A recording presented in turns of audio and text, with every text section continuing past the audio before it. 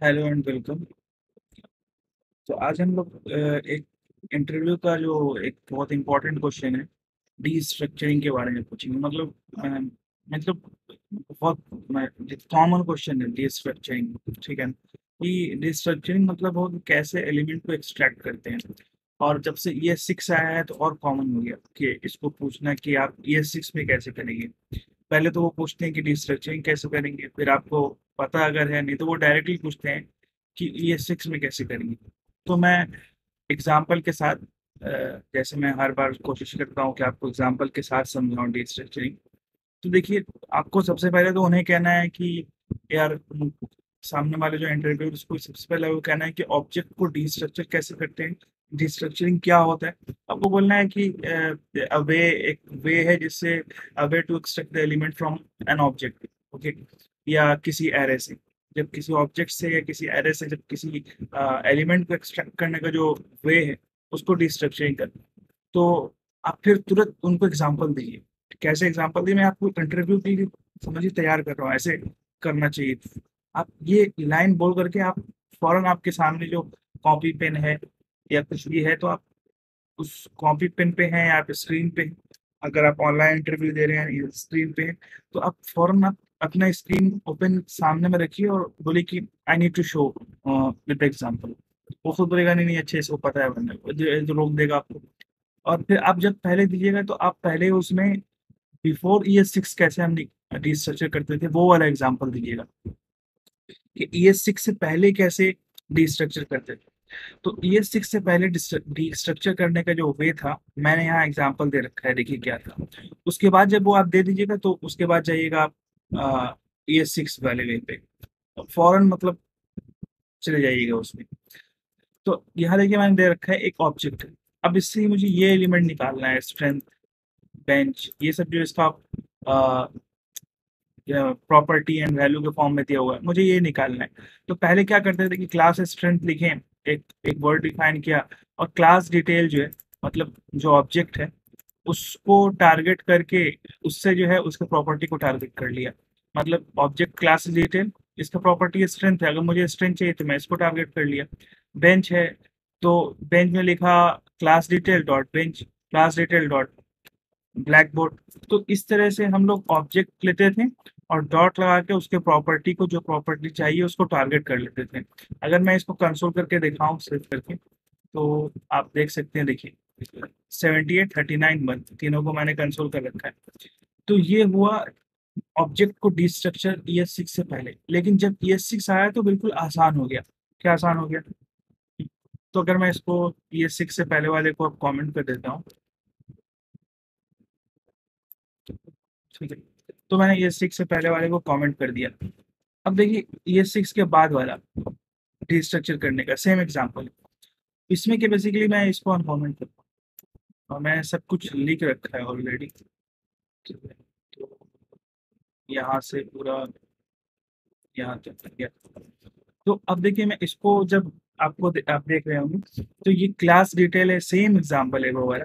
तो उसमें होता क्या था कि जैसे जैसे मैंने यहाँ लिखा था, यहाँ लिखा क्लास स्ट्रेंथ, ठीक है ना, क्लास बेंच, एक एक एक कीवर्ड लिया था रिस्ट्रक्चर करने के लिए, ठीक है ना। तो एक न्यू वेरिएबल बना लिया था रिस्ट्रक्चर करने के लिए। तो सेम यहाँ भी हमें क्या करना है, एक कर्ली ब्रेसेस लेना है, और उसके पहले इसको कॉन्स्ट से डिफाइन किया, तो इससे एक कर्ली एक डिक्लेयर कर लिया, और एक कर्ली ब्रेसेस लिया। और कर्ली ब्रेसेस के अंदर जो प्रॉपर्टी है, स्ट्रेंथ, बेंचेस, ब्लैक बोर्ड, और ये class strength, class bench, class black board, अगर ये कीवर्ड जो है, जो क्लास स्ट्रेंथ लिखा हुआ है, ये जो न्यू वेरिएबल हम बना रहे हैं, अगर सेम बनाना है, मतलब स्ट्रेंथ है, तो अगर स्ट्रेंथ ही हम बनाना चाहते हैं यहाँ पे, STREN, अगर स्ट्रेंथ बनाना चाहते हैं, मतलब ये जो हम न्यू वेरिएबल डिक्लेयर कर रहे हैं यहाँ पे ऐसा नहीं होगा। लेकिन यहाँ पे अगर स्ट्रेंथ सेम बना रहे हैं, तो ये सिक्स में ये है कि आप इसको नहीं भी लिखिएगा तो भी आपका आउटपुट सेम आएगा। मैं पहले आपको आउटपुट ला के दिखा देता हूँ। अगर अभी आप आउटपुट देखिएगा इसका, इसको हटा दीजिए। अभी अगर आप इसका आउटपुट देखिएगा, इसको पूरा ही हटा दीजिए, इसको जरूरत नहीं है। अभी आप इसका आउटपुट देखिएगा तो देखिए क्या आउटपुट आएगा, 78 39 और 1। ठीक है, इसका ये डिस्ट्रक्चर हो गया। एक्चुअली हमने एक न्यू वेरिएबल बनाया, उसमें उसका प्रॉपर्टी एंड वैल्यू, इस तरह से property and value, property and value, property value कर लिया।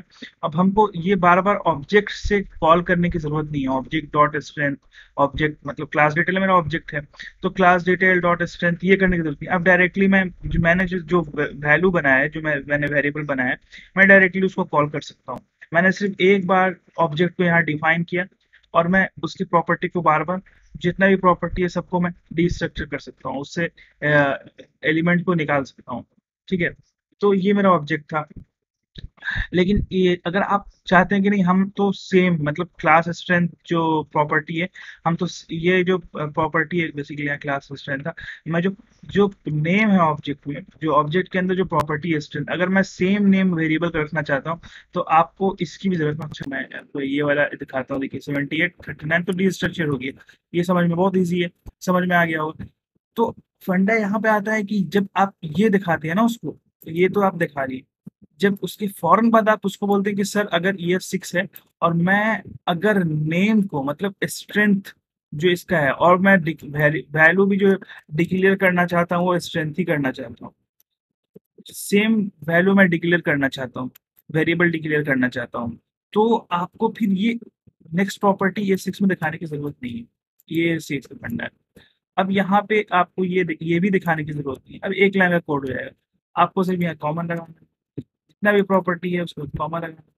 और उसके बाद इस प्रॉपर्टी को, अब देखिए मैं आपको करके दिखा रहा हूँ, इस प्रॉपर्टी को डायरेक्ट कॉल कर लेना है। आप डायरेक्ट इसको कंसोल कीजिए बाहर, ये प्रॉपर्टी सारा सेम प्रॉपर्टी जो है आपको आउटपुट में मिलेगा। आइए, ठीक है, मैं इसको टाइप ही कर लेता हूँ।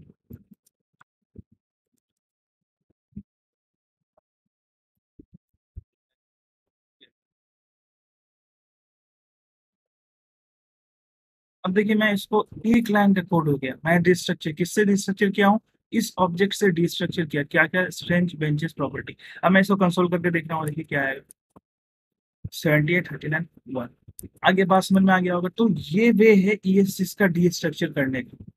अब मैं इसी जो मैंने बोला अभी, वो सारा चीज यहाँ लिखा हुआ है, आप इसको नोट डाउन भी कर सकते हैं, ताकि आपको यही पॉइंट वहां बोलना है। समझाना तो है, जैसे मैं एग्जांपल देके समझा रहा हूँ, लेकिन आपको ये सब पॉइंट भूलना नहीं है। मैंने ये भी लिख दिया है यहाँ पे, ये अगर वैल्यू को अगर वेरिएबल सेम हो तो फिर क्या करना है, तो मैंने ऐसे लिखा है, तो ये लिखने की जरूरत नहीं है, मैंने जो अभी बोला। अब इसको कमेंट करते हैं, आप एरे डी स्ट्रक्चरिंग में आते हैं। ये भी एरे डी स्ट्रक्चरिंग भी बहुत कॉमन क्वेश्चन है, राइट। तो एरे डी स्ट्रक्चरिंग में आते हैं, तो एरे डी स्ट्रक्चरिंग सेम चीज है कि जब पहले एरे को हम डी स्ट्रक्चर करते थे, ये 6 के आने से पहले, इसलिए मैंने लिखा है बिफोर ये 6, तो इस तरह से करते थे, first name, second name, third name.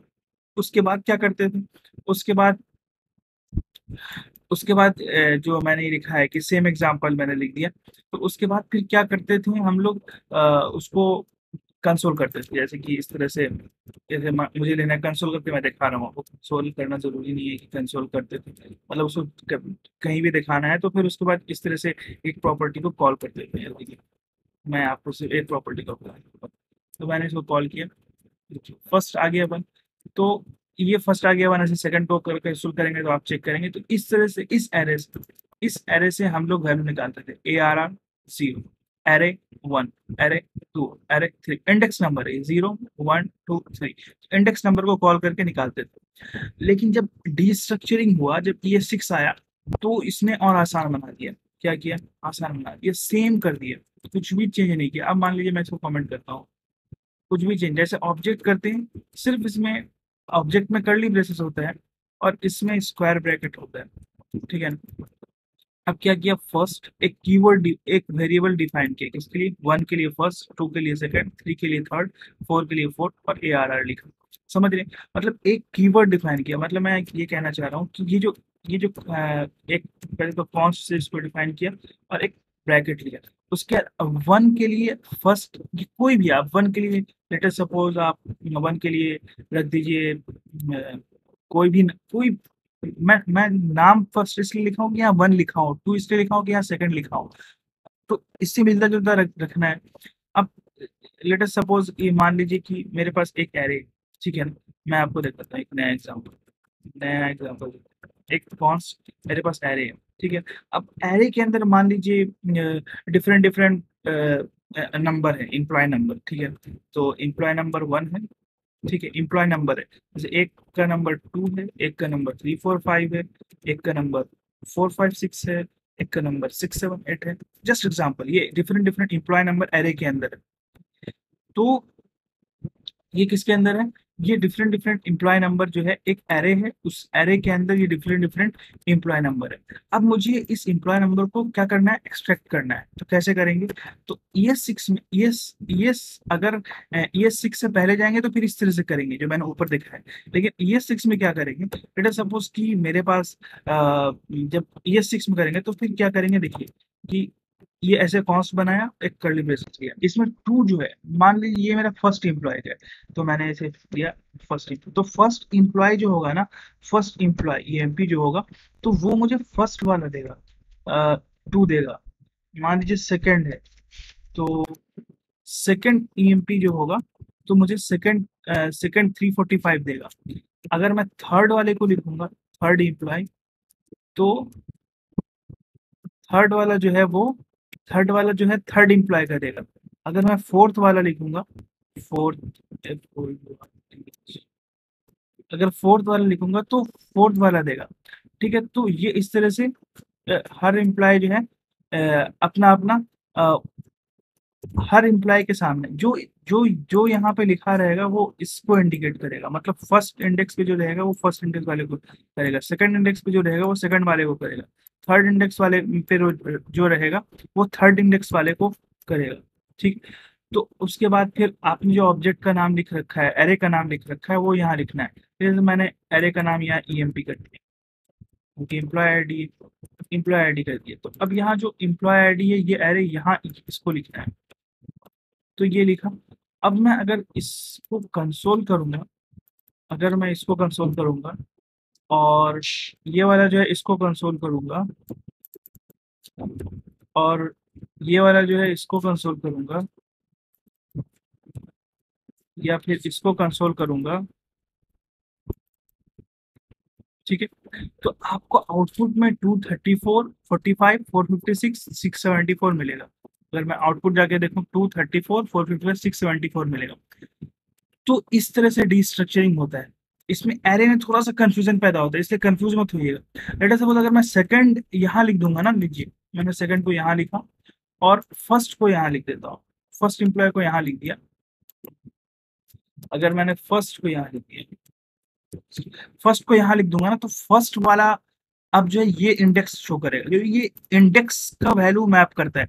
मतलब ये अगर 1 इंडेक्स पे है तो ये यहाँ 1 इंडेक्स वाले को सर्च करेगा, तो ये 1 इंडेक्स वाले को सर्च करेगा। अब देखिए फर्स्ट जो है मैंने फर्स्ट किया, यहाँ पे 345 आएगा। आप कंसोल करके देख लीजिए, मैं दिखाई, not defined FIRST, okay, spelling mistake, name same होना चाहिए, हाँ।